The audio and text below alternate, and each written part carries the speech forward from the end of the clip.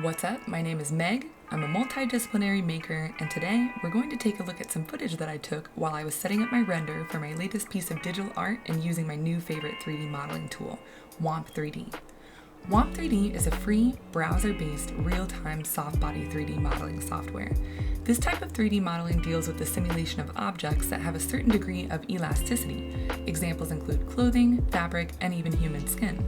Usually, soft-body 3D modeling takes a lot of time to simulate realism. However, with the introduction of Womp3D, this process has become much easier.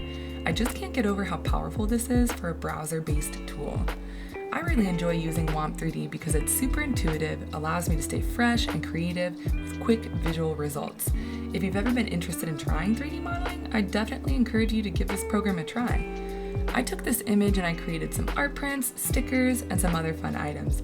You can find the link to my Society 6 store in the video description. Thanks for watching, y'all. See you next time.